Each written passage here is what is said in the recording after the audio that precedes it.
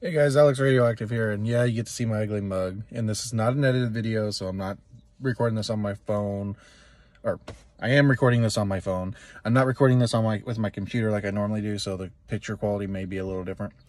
So as a lot of you guys know, I finally got a new car, which I've been needing for a while because I'm going back to work. So last couple days, as a lot of you guys know, me and my husband went to get the new car. So Tuesday, I think it was Tuesday, Monday or Tuesday. I think Monday, one of those days.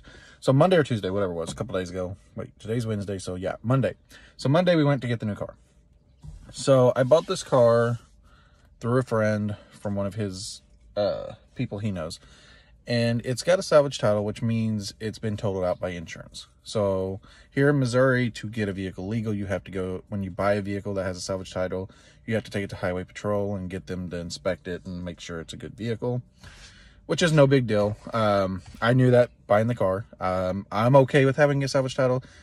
For this car, it was totaled because of a few dents on the roof, which I'll show you here in just a few seconds.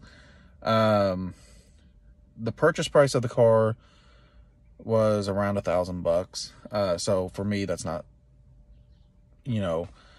unreasonable for this car. It's a 2013 Ford Focus. So I'm getting a 7-8-year-old car,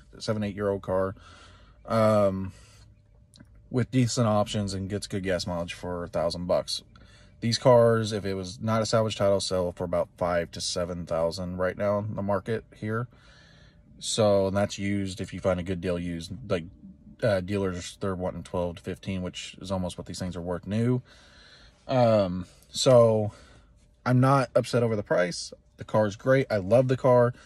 And honestly, like I was telling my buddy, the one that told me about the car, helped me find the car. And, he was behind the scenes doing a lot of dealings with the other guy because I didn't know the guy.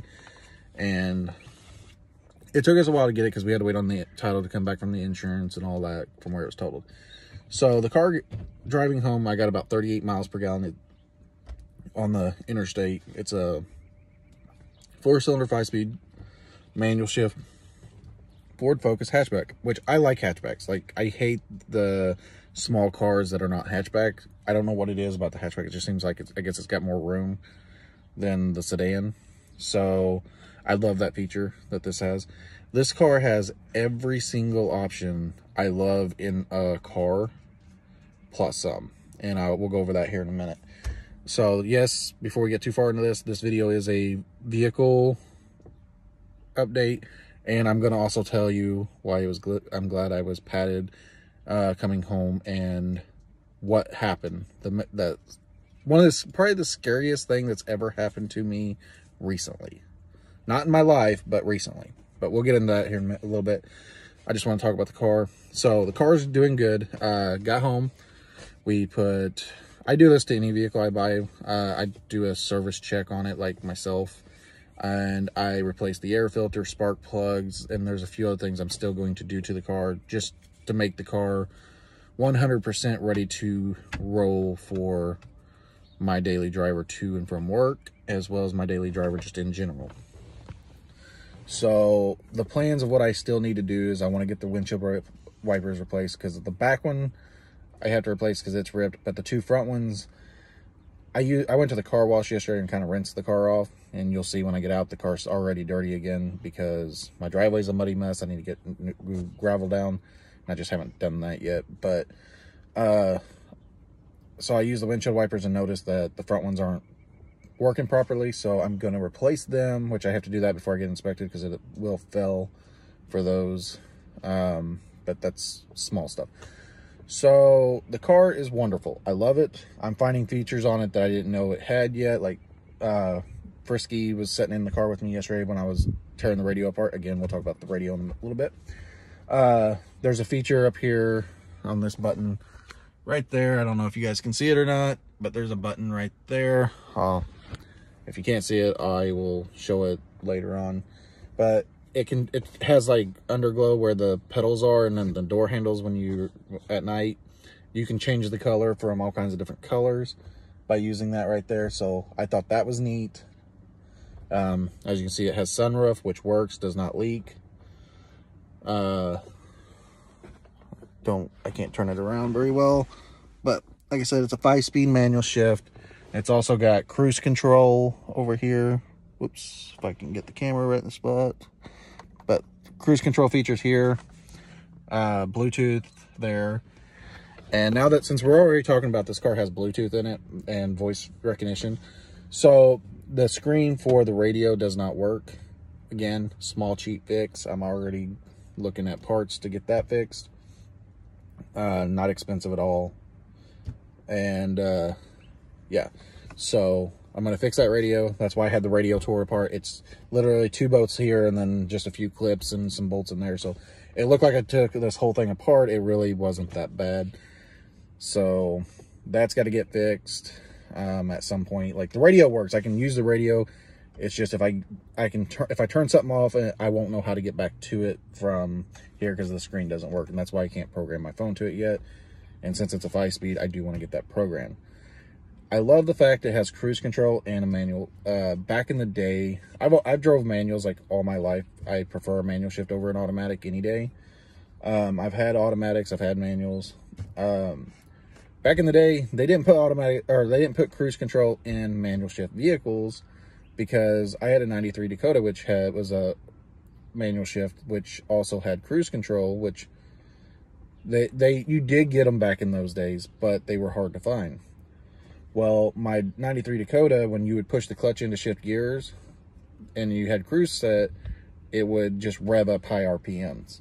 So with the new vehicles, like this one here, in any of the newer vehicles, if you got your cruise control set, as long as it's not an aftermarket cruise control, and we'll talk about that in a minute, when you push in the clutch, it automatically disengages the cruise control.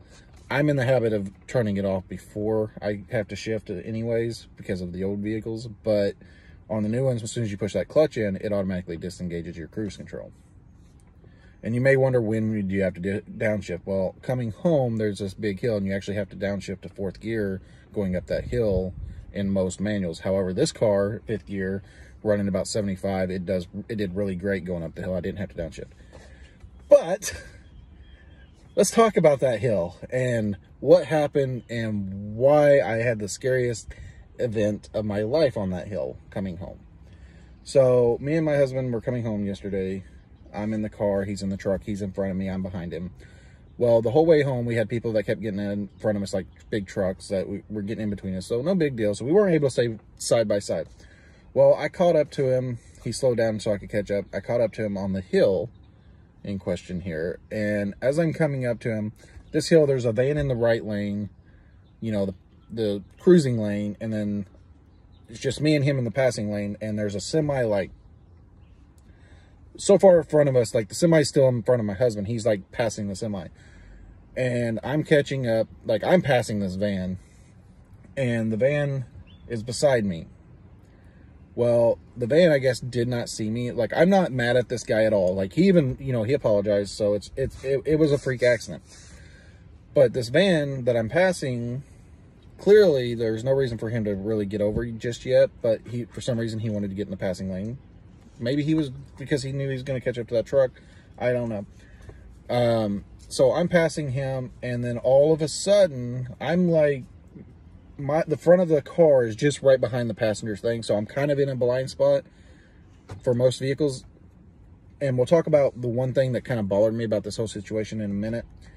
But so I'm in a blind spot. I'm in a black vehicle, and I'm on the interstate. So in his defense, he did not see me, but he was within a couple inches of hitting my mirror when I realized he was coming over into my lane. And I had to slam the brakes so he didn't hit me. And luckily he didn't hit me. I mean, it was so close. I've been in wrecks before, but I've never had a incident where I was so close to being hit broadside like that before. And at first, I'm not gonna lie, I was upset at first, but the dude rolled his window down and apologized, and I realized where I was when I was passing him. So I was kind of in a blind spot, and even though I was passing pretty quick, this all took just a matter of seconds. And like I said, that's part of, you know, driving, you know, seconds. You know, that's why I always tell people, don't be playing with your phones when you're driving, because say I was playing with my phone and wouldn't have seen him, he would have hit me, I would have went in the ditch and could have got myself killed, him killed. Because I'm sorry, as much as I love this car and I'm sure he likes his van, these vehicles can be replaced, but my life and his life could not. And so the whole incident, at first I was furious, I was mad, but I don't have any ill feelings towards that guy, because it was just a freak accident. The one thing that makes this whole situation mad, like makes it even worse, his van comes with standard blindside detection on the mirror. His blindside was lit up. I saw it in all this, but the problem with it is some people don't trust those anymore, because they are faulty a lot. So I'm not mad at the guy. He almost hit me, but he didn't. He even, you know, he rolled his window down, put his hand out like sorry, and when I passed him a little bit later down the road, you know, he waved, and as I told, you know, I kind of waved back like, it's okay, it's not a big deal. It happens. So that's like the scariest thing that's ever happened to me while driving down the interstate. And we got a Polo sitting over there by the house. So I'm not mad at the guy. It happened. It could have been a lot worse. He could have actually hit me, and we could have literally ended up in the ditch. Someone could have died. It could have been a lot worse than what it was. So it didn't happen. I'm thankful for that. I'm sure he's thankful for that. So yeah. That was the scariest thing that's ever happened to me in my life. Now, while driving anyways, I'm not gonna say the scariest thing, because I've had a few scary things in my life. So yeah, but we survived. And like I said, I'm just doing this video as a quick update for you guys. So the new car, I love it. It has 169,000 miles on it, so it's got some high miles, but runs and drives like a new car. Like, I love how it shifts. It shifts smooth. I don't even know if some new vehicles shift that good. It's cheap to fill up too. I filled it up with premium fuel because the car had set for a while. It's got 169,000 miles, goes 430 miles to a full tank. It has cruise control, it has the Bluetooth, which are two, when I buy a newer vehicle, those are the two things that it has to have. Like, I will turn a vehicle away if it doesn't have cruise control and Bluetooth on a new vehicle. Not because I'm stuck up and I have to have all the tech, it's just when I drive a lot. The Bluetooth, I love the hands-free. I don't like holding my phone when driving. Definitely considering I drive manual a lot, I'm shifting gears, so it's easy to talk to someone instead of trying to hold a phone and shift gears, which is not safe and can cause wrecks. Another feature this car has that I really like is the leather seats, because my dog does ride with me from time to time, so it's easy to clean up after him. Leather seats is just easy to clean. The only option I wish the car had that it doesn't is heated seats, but that's one of my options that I don't require when I buy a vehicle. It's just an option that's nice, because with my back issues, heated seats really help. Another thing I really like about this car is how comfortable it is to ride in. Like, it was smooth going down the road. It's comfortable. It's not, with my back issues, it's not climbing in and out. I literally sit down and stand up. It's like getting in my recliner, just get in the car. The AC and heater work great in this car. And the hatch in the back will raise and hold itself. The hood holds, you know, everything works. Like, the only check engine light that comes on from time to time is for a mass overflow thing. It's not the sensor, it's the wires for the sensor. It's $73 to replace. I plan on replacing that as soon as possible, but it does not affect the fuel economy, or if it does, it doesn't do it all the time. And it's not a constant issue. It's just comes on and then goes off. And everybody that has these cars told me that, and that works on these cars, have told me it's one of those things that about every 2 to 3 years you have to replace that wire. It's $73, so I'm going to replace it. Probably here next couple days, I'm going to replace that. I'm going to have a buddy of mine who works at a Quick Lube. When I go down there later this week to get the oil changed in the car, I'm going to have him look at the tires, make sure the tires are all good, and kind of look underneath the car. I'm also going to have him check my brakes because I don't know how good the brakes and rotors are. So just kind of have him look it over, make sure there's nothing too major, and, you know, obviously top off all the fluids, like your window washer fluid, your brake fluid in case it's low for whatever reason, your antifreeze. So a lot of the stuff with the car is just going to be small maintenance items.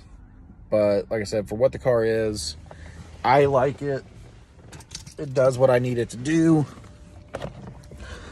And it's actually a pretty sharp looking car. It does have a few rock chips and scratches. Well, a lot of scratches. But, I mean, it is what it is. So I showed you guys some of the pictures. As you see, it's all blacked out. Let me get over this way, might help. It's a hatchback. There'll be more videos, a better video I plan on doing on it later. But it's a hatchback. Got the nice wheels on it. And, oh yeah, I gotta use the key to open I'm pretty sure there's a button under here to open the hatch. But I don't know what it is, so. Yeah, there is a button back here. So, as you can see, it's a hatchback. It's got this, but it's broken back here in the back corner. So I'm gonna replace that at some point, but again, not a worry right now. So, yep, that's the new ride. And it's gonna be a fun project because I'm gonna wrap it at some point too, later on down the road. I think we're gonna go with a matte black look. I was wanting to do like a blue or something, but then I have to change the title work and all that. So, oh, it's got disc brakes all around. Some of the SE model Focuses had drum brakes, but this one actually has disc brakes. And then, yeah, that's where we're at. And I'm gonna go ahead and leave this video there because it's already 17 minutes long. But I'm alive, and that's all that matters. The wreck didn't happen like it could have. So that was the scariest thing. Also, I'm sorry, I wanted to put this video out yesterday, but we didn't get it out because of everything else going on. So you're getting the video today. So big hug, guys. Thank you guys all for the support, and there'll be another update on the video, and we'll do some more videos later on.